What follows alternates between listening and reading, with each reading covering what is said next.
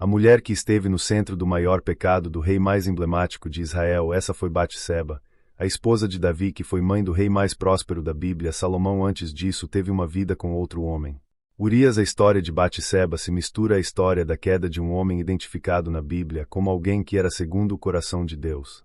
Sua história se mistura à história de um pecado que parecia que ficaria impune, um pecado que ficaria oculto aos olhos dos homens, mas que não escapou dos olhos de Deus. E neste vídeo você vai saber o que realmente a Bíblia diz sobre quem foi Batseba e qual foi sua responsabilidade em tudo o que aconteceu. Terá sido ela uma vítima ou uma vilã nessa história? Assista este vídeo até o final e você vai entender. A Bíblia diz que Batseba era filha de Eliã e neta de Aitofel, o Dilonita. O seu nome provavelmente significa filha de um juramento ou sétima filha. Ela também é chamada no texto bíblico de Batistuar, que significa filha de abundância. Antes de seu envolvimento com Davi, Batseba, mulher de Urias, soldado heteu do exército de Israel. A Bíblia não traz qualquer informação ou detalhe da vida pessoal de Batseba e Urias, ou seja, não há nada disponível sobre como era o relacionamento entre eles. Tudo o que de fato se sabe é que num certo dia Batseba foi vista por Davi enquanto se lavava num ritual de purificação. Aqueles eram dias de guerra para as forças israelitas. Urias, o marido de Batseba, estava no campo de batalha a serviço do exército de Israel. Por outro lado, Davi, apesar de também ter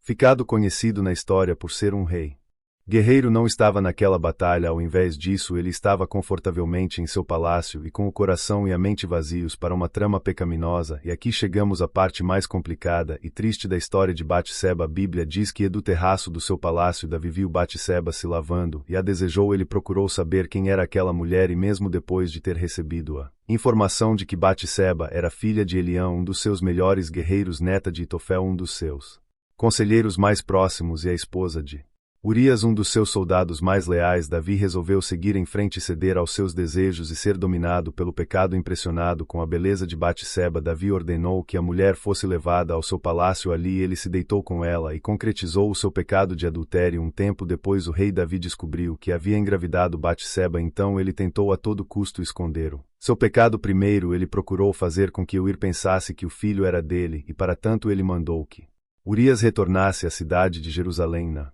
tentativa de convencê-lo a ir para casa e se deitar com Batseba. Caso isso acontecesse, o soldado não suspeitaria da gravidez de sua mulher, mas Urias não aceitou ir para casa e se deitar com sua esposa enquanto os seus companheiros estavam engajados numa guerra. Inclusive Davi chegou até a embriagá-lo, mas ele não cedeu. Foi então que Davi se afundou ainda mais no pecado ao ordenar que Urias fosse colocado na frente da batalha para ser morto depois de ter passado o luto de Batseba pela morte de seu marido. Davi tomou como esposa. Talvez em sua cabeça naquele momento ele pensava que tinha resolvido todos os seus problemas e que sua reputação e a honra de Batseba estavam preservadas. Tudo parecia quieto e escondido, mas Deus havia visto o que Davi fez e definitivamente não havia se agradado. O Senhor enviou o profeta Natã para denunciar o pecado de Davi e expor sua miséria. Primeiro Natã contou a Davi um tipo de parábola que ilustrava o que havia acontecido entre Davi, Batseba e Urias, e essa parábola do